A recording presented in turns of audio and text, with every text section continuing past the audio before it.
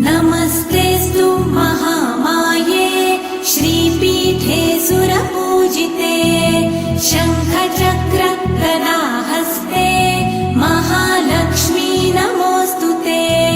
नमस्ते गरुडारूढे कोलासुरभयङ्करी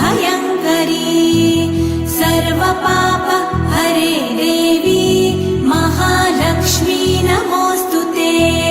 महादेव्यै च विद्महे विष्णुपत्न्यै च धीमहि तन्नो लक्ष्मी प्रचोदयात्।